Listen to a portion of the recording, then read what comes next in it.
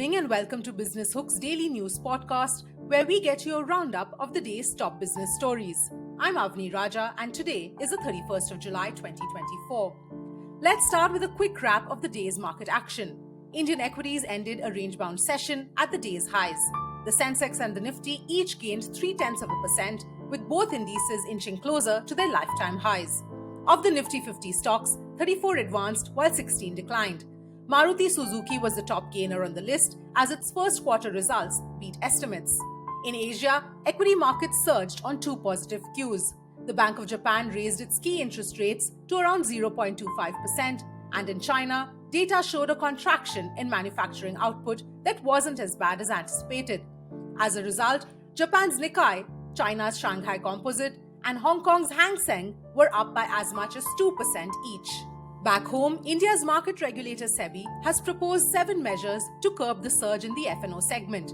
SEBI believes the move, if implemented, will protect investors. However, market experts expect these curbs to hit trading volumes on stock exchanges, NSE and BSE hard.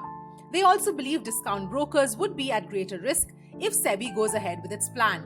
Meanwhile, brokerage firm Jefferies notes that SEBI's new rules could directly impact nearly 35% of the F&O volumes. Meanwhile, insurance stocks gained after reports that Union Minister Nitin Gadkari has written to the Finance Minister urging her to consider withdrawing the 18% GST on life and medical insurance.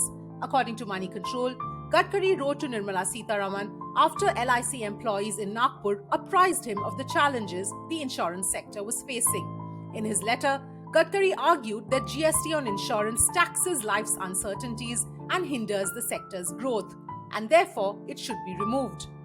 In the startup space, the IPO of e-commerce platform FirstCry's parent, Brainbees Solutions, is scheduled to hit the market on the 6th of August and close on the 8th.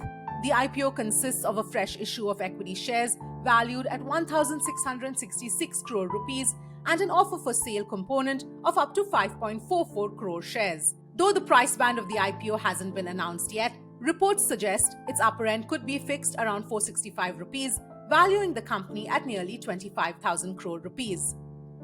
And now, an update for those who use HDFC Bank credit cards. Starting the 1st of August, you will have to pay more for various types of transactions. The bank has either started levying new fees or increased the charges on transactions for rent, fuel, education, and utilities. Additionally, the bank has begun informing its credit card holders about the revision of the reward structure, which will come into effect from the 1st of September. Do let us know in the comments if you like this business news podcast. Don't forget to share and subscribe to Business Hook for more such content.